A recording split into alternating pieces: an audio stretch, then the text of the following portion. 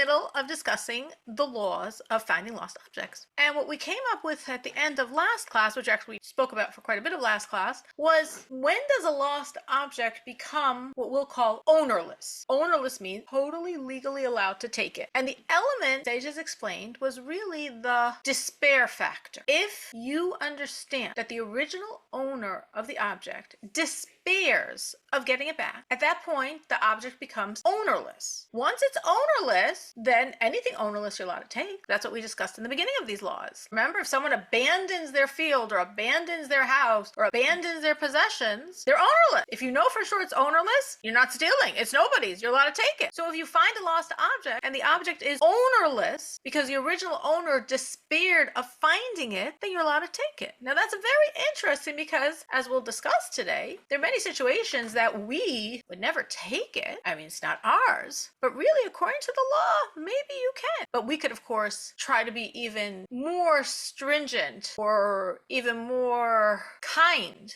than what's really demanded and honor someone's property because maybe they didn't despair. So we'll go through a number of laws today that really are discussing this. So when we speak about ownerless and despairing, it could be the person lost it, and he lost it in such a fashion that he has no hope of getting it back. Like it has no identifying signs, he lost it in a major area, lots of people going back and forth. He's never going to find it. And I'm sure it's happened to all of us that we lose something, we're not even sure where we lost it, we have no way of identifying it, there's so many people that passed since, we're never going to find it. Is it worth looking? It's not worth looking. I'm never going to find it. It happens. I mean, even something that does have signs. My daughter, I had given her, she had wanted a beautiful little Magen David necklace I had, and the first day she wore it, somehow it fell off her neck, like the necklace, I guess, fell off, and she realized when she came home, she wasn't going to go start looking for it. Like, it was just like ridiculous. She knew where she was. She'd been walking, let's say 15 minutes, streets of Chicago, a gold necklace. She's like, no way. Maybe somebody else would say, no, I could find it. But she was like, no way, there's no way I'm ever going to find it. So that's despair. Once you have despair, whoever finds it is legally allowed to keep it. Another situation that could happen is something could be stolen from you. Now, if something is stolen from you, many people despair of ever finding it. Because how are they going to find it? They don't know who the thieves are. They don't know. So if something is stolen from you, so let's say, this sounds like a preposterous situation, but it could happen in real life. A thief stole something from you and then abandoned it. At that point, it's ownerless, because you have no hope of ever finding it because it was stolen, and the thieves gave it up. This actually happened to my father-in-law. My father-in-law, many years ago, his car was stolen. Okay, his car was stolen, maybe on like a Friday, I don't remember. And then that Shabbat, that Sabbath, that Saturday, the whole day his phone is ringing. Now, of course, religious Jews, he doesn't pick up the phone. Whole day the phone is ringing. Saturday night, the phone's still ringing. He picks up the phone, and it's a very irate voice of a man saying, why did you park your car right in front of my house? And you better come right now and get it. And my father's like, what are you talking about? My car is stolen. I have no clue how this man knew where my father-in-law's lived or his phone number. I never found out the backstory. But what happened was the thieves stole his car and like a block away abandoned it. I mean, it was a piece of junk. So they abandoned it. And somehow where they abandoned it, I don't know. The man was so infuriated that someone parked right in front of his house that I guess he did the research. I guess from the license plate, found out my father-in-law's name and phone number and called him. And so it's very interesting because based on these rules, that man, if he wanted to, which clearly he didn't, would have been allowed to keep the car. Anyone would have been allowed to keep the car if they knew the story, that this is a stolen car that was abandoned. Because that exactly is part of what we're talking about here. It was stolen. My father-in-law completely despaired of ever finding it. I mean, once cars are stolen in Chicago, they don't like come back to your house.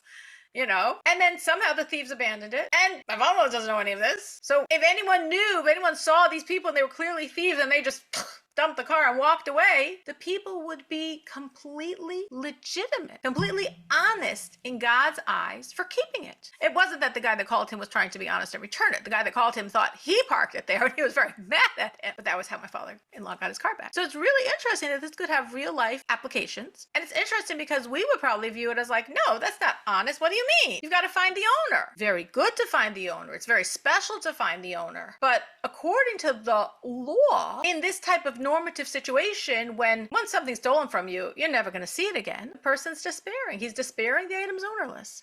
Now, obviously, there's nuances. If you're in a situation where the police generally find robbers and you generally get your stuff back, well, then obviously he wouldn't despair. Or if you're in a situation where you know who stole it from you, well, then you have more hope that you can get it back. But in the normative city of Chicago situation, if something is stolen, it's gone. Which means in your head, you're despairing. Which means it's ownerless. Which means if someone else finds it and they know, oh, this is where the thieves dump the stuff they don't like, legally, according to God's laws, they would literally be allowed to keep it because it's ownerless. The owner despaired. If a person, well, let's go back to lose again, not the stealing situation. If a person lost an object in a public area with many people that go by, it doesn't have to be, Times Square. Like in Chicago, I could say on Devon. Just a regular city street with people passing by. And they're not people who generally have this very high moral virtue of like, oh, if we find something, we make sure to return it. If a person loses an object in such a situation, we assume he despaired of finding it. Because he's assuming, even if the object has signs, we assume he despaired of finding it because he's assuming someone else will pick it up and pocket it. Again, it depends on the culture of where you live. If you live in a very religious area and you know if you drop something, whoever finds it will make great efforts to find you, and you know it has identifiable signs, so you don't despair because you assume I don't see it, but whoever found it, they're probably going to try to find me. They'll probably put up signs. They'll probably ask neighbors. They'll probably try to find me. But if you live in an area where you're like, no one's going to try to find me, they're going to take it. Of course, that's what happens. The city of Chicago, I'm going to rely on the moral virtue of these people. They're going to take it. So that means even if it has signs, you despaired. It was actually very interesting. We had this last week. My daughter thought that she left right outside my car a little black fanny pack with an expensive camera in it. And we were gone for like an hour. We drove off and she's like, oh my gosh, I forgot it. And it was like, oh my gosh. Well, I said, do you think you're going to get it back? And she's like, well, it's a black fanny pack. It's night. It's dark. So hopefully nobody sees it. Well, what if somebody does see it? Well, if they're part of the religious Jewish people that live in our area, they'll try to find me. They'll probably, just like we were discussing last week, they'll probably put a note there saying they found it, they found something, and I should call them. And hopefully if someone found it, that's the person that found it. So my daughter did not despair because she was hopeful that nobody noticed it because we were only gone an hour, a black fanny pack in a black night. And two, she also had this hope that in my neighborhood, on my block, it's not like a block that, hundreds of people are walking on. It's a side street, and many of the people are religious. So she had a hope that if a religious person would find it, they would leave a note. They would in some way communicate that they found this.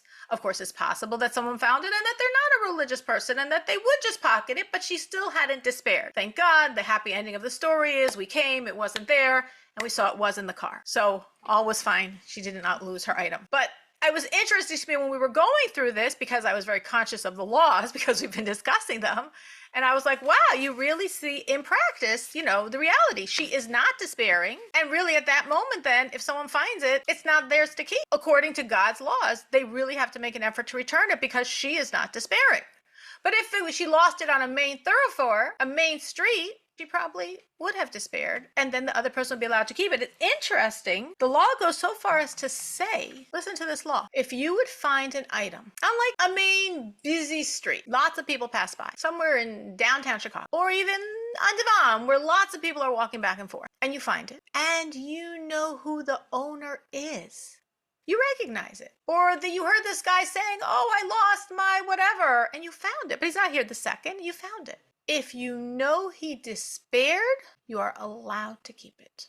You might say that doesn't sound very nice. You know whose it is, you should return it. Well, of course you should return it. And I hope and I trust, knowing you, that you would return it. But according to the law, you'd be allowed to keep it. Now, if you say, he didn't despair yet, because I just heard him saying, has anyone whatever it is, has anyone found my camera? Has anyone found my camera? So clearly, if he's looking for it, he hasn't despaired. And you're like, if he despairs, I could keep it. If he doesn't despair, I'm not allowed to keep it. So you know what I think I'm going to do? I'm going to just take it and not tell him. And give it a week or two, he'll have despaired, and then I can keep it. No, that's completely illegal. You cannot do that. That's not like trying to keep God's rules and finagling around them. No, that's dishonest. You found it. You know he's looking for it. You even know who it is. You have the great merit of returning it. And you can't keep it until he despairs and then pocket it. If you literally know he despaired and you know who it is and he says, oh, I lost my camera. I will never see it again. I'm so upset. I completely lost this. I will never see it again. And then you find it. I don't think necessarily you should, but according to the law, you are absolutely allowed to keep it. So it's very interesting because this whole series of laws, and there are many of them, and I'm skipping many of them and focusing on some of them, and they all revolve around your headspace. I think that's a fascinating component of these laws, that there's so many laws built on how you're viewing it. If you view it that you have hope and that you'll find it, one set of laws. If you view it that you're never going to find it, completely different outcomes, completely different laws. So that's really strong that one's headspace literally changes the rules. God's rules are literally determined by your headspace, what you're thinking over this object of yours that you no longer found, that you lost. Has anyone here ever had that type of situation where they were in a situation, doesn't have to be with a lost object, but with something that they, like in this case, probably should have despaired, like seemingly it was not solvable, or it was lost, or it was just could be an object, could be a situation, it could be a job, it could be a relationship, it could be many things in life, just a lost situation, and yet you didn't despair and it worked out? Has anyone ever seen something like that in their own lives? Because that's sort of like the human corollary of the situation. Like if you don't despair, then there's hope, then there's possibility, then it could come back to you. But when you despair, when you say it's gone, it's finished, there's no hope, I don't see any option, I don't see any salvation, I don't see any good outcome, I don't see a good resolution, well, then there isn't any. Once you despair, there is no options. For lost things that I have had recently, I'm still hopeful that they are going to be returned. Beautiful.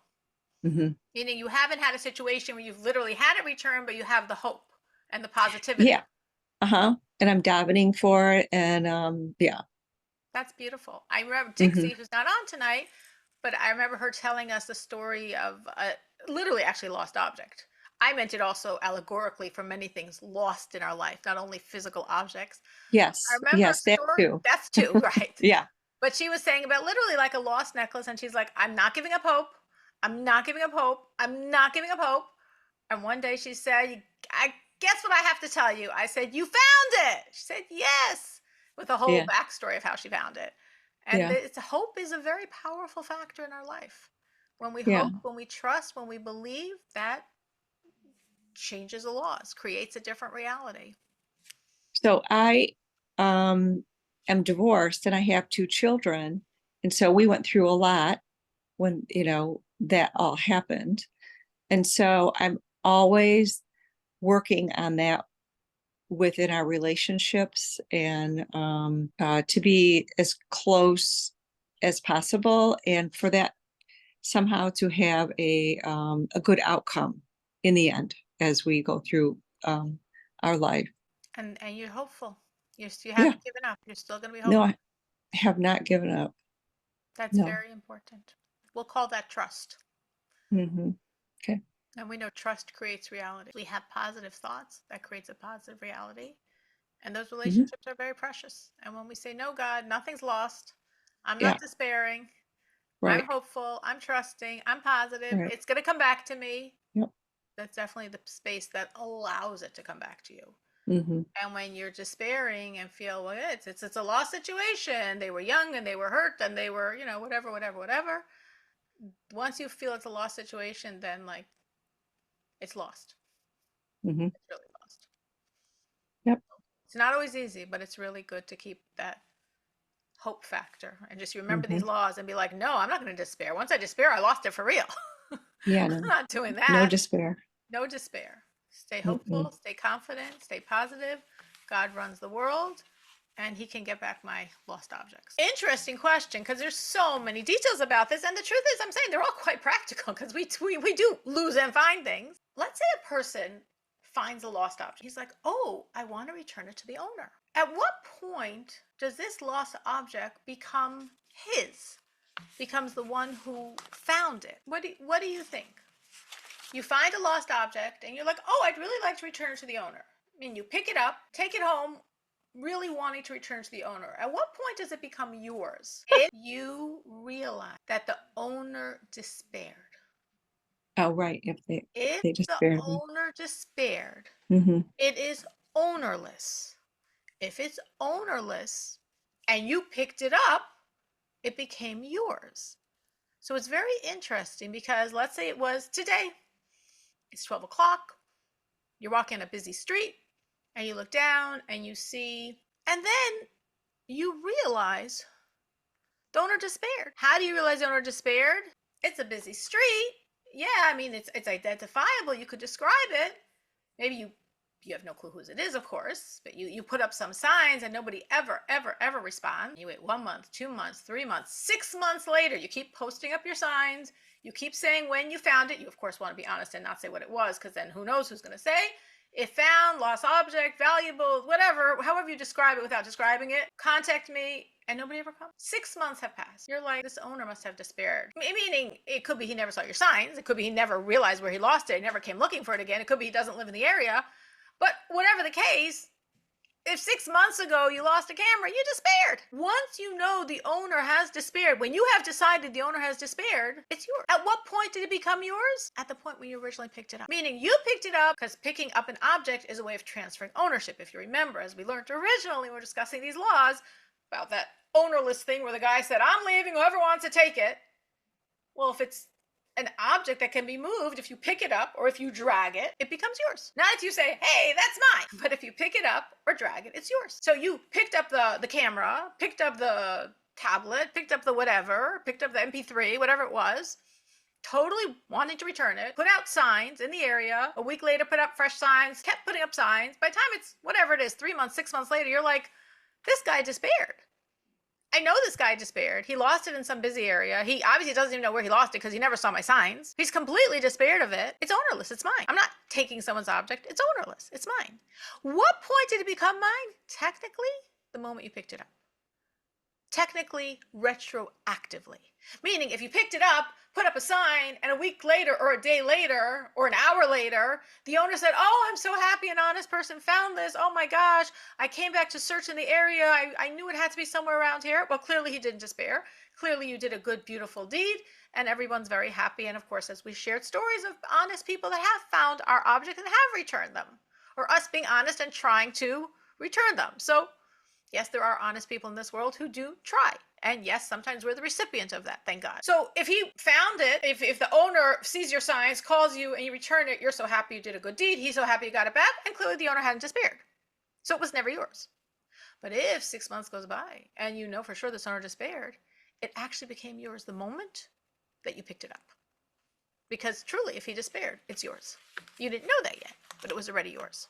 Now, it's very interesting to me, these concepts, because what we're saying is if the person despairs, even if you know who it is, you have no responsibility to return it to them. And I think most of us, most honest people in the world, would be more careful than that, would really try to return it, even if you are sure the person despaired, if you have any thought of who it was. I remember I told you the story of my diamond ring that was lost for 6 months. So when the person who finally realized that she had it, it was in her child's possession for 6 months, but she didn't realize. When she actually realized maybe it's my ring, I remember very clearly she reached out to me. I don't know if she sent me a message like, oh, what does your ring look like? I'm like, whatever. She's like, I think I found your ring. I'm like, I had so despaired. I was like, you didn't find my ring. Like, let's not even go there. I had already in the past, people thought they found my ring, and they showed me like rings you can like get at like, I don't know, Claire's, I was like, no way you didn't find my ring. Like, forget it. It's been lost 6 months. You didn't find it. Well, the truth is she did find it. And she came over to my house and she showed it to me. I'm like, oh my gosh, that's my ring. You found it. And then she told me the whole story. But it's very interesting because according to these laws, she did not have to do that. Even though she has a very strong suspicion it's mine, if she senses I despaired, like I had, now of course she would never do that. She's a good person. She's an honest person. She's a nice person. She would never do that. And she did it. And I have my ring. But it's interesting that the law gives this room for the person to say, if the other person despaired, I'm actually allowed to keep it. Even though, as I said, I think for most of us as honest people, we would still return it. And isn't that nice to know? We're even going beyond what the law requires. So have you have this situation where you've lost and despaired, or lost and not despaired of a lost object? Literally, have you despaired of finding things that you lost? Like, I despaired of finding my ring. I mean, I don't know if I ever technically told myself I despaired. I just despaired. Like, that's it. 6 months went by. I searched and searched and searched. That was the first week I searched and searched and searched. So I obviously hadn't despaired then. But after a week of searching like 3 times the area that I knew I lost it in, forget it. And then once or twice, people saying, "Oh, we found your ring," and I'm saying it was like Claire's version of the story. I'm like, forget it, my ring's gone. That's funny. So sometimes we do lose things in despair, even though they have clear signs, it's a clear way to describe it. But in our heart, we just have no hope of ever getting it back. And if we, on the other hand, conversely, lose and don't despair, then there's always the option of returning it. And as I said, I have things in my house that people lost a long time ago. I don't know who they are. I have no way of reaching them because I don't know who they are. But how do I know if they despaired or not? I'm not assuming they despaired. What do I know? Maybe they didn't despair. Well, if they did, there's ways to describe it. If they didn't despair, I can't keep it. So that is another very significant criterion here, which is it identifiable? As long as there's a way to describe it, then the person has a choice of despairing or not. But if it's not identifiable, then basically there's no hope. Basically, it's almost a given that you have to despair, because how can you get back something that you can never prove was yours because you have no way of identifying it? You know, a $20 bill fell out of your wallet. How can you ever prove that? You know, how could you ever identify that? So that's the type of thing where we would assume there'd be automatic despair. But if there is a way of describing it, like that green umbrella, then how do I know the person despaired? I can't assume that, and therefore it's not mine. So what do you think the Jewish law would say? So here you found something, okay? What would be the correct? You don't know who the owner is. So it's not like, oh yeah, I know who the owner is and I know they despaired. It's mine. I know who the owner is, and I know they didn't despair. I have a beautiful opportunity to return it. You don't know who the owner is. So you have to make an assumption. Now, you could always be very, very extra cautious, like I'm being very cautious with the things that I have found that I've kept for years, because how do I know? But from the letter of the law, what do you think would be the criterion that we could surmise, that we could make a educated assumption if the person did or did not despair? What would have to be there for the person to not despair, based on what we were just saying? For someone to not despair, what would have to be in place in this find that you found? Well, one thing we were just mentioning, it has to have a unique sign. Meaning, if you find something that has no unique, identifying, describable sign, then you could totally assume the person despaired. Because how could he ever find it? There's no way of identifying it. The other thing, besides having a unique sign, is it should be lost in a place that not too many people go there. So if a person finds something, you're the finder, you're not the loser. You find a ring on your quiet little side street. As our sages envision it, you should assume the person did not despair. It's a ring. That's something one can describe. And it was in a quiet little block that not too many people go. You know, just the people that live on that block, you know, not so much traffic. If you know not too many people go there, you have more hope you're going to find it. So if you found something on a place that not too many people go, and it's identifiable, then we could assume the owner is thinking he's going to find it. It's not like hundreds of people walk by here, and it's not like there's no way of describing it. The owner might come and put up signs. I lost something in this area, like, because he could trust. Very few people came, so probably the same few people that came are going to come again. If you find something and there are no way of describing it, like loose money would be considered that. Now, of course, it was a very specific denomination, and it was a bag, or as I said, a bank envelope that had 2 10s, 3 20s, and a 5 in a Bank of America envelope. No, that's you can describe it. It's a Bank of America envelope, and it has exactly whatever denominations I just said. But if you just found like a $20 bill on the floor, that's considered something that has no signs. And if you find it on a block that many people walk on, like a main road, he lost something with no signs in a busy place with lots of people, you can feel free to take it. I remember Dixie said if she finds something like this, she gives it to charity. That's beautiful. That's a beautiful custom. Beautiful. But it's not at all required by the law. You could just view it like God giving you a gift. Now, obviously, because you're an honest person, if someone walks by and says, I just lost a $20 bill, does anyone know where it is? You would, of course, say, oh my gosh, I just found it. I'm so happy I was able to return it to you. But if that doesn't happen, our sages say, view it as ownerless. Assume the person despaired.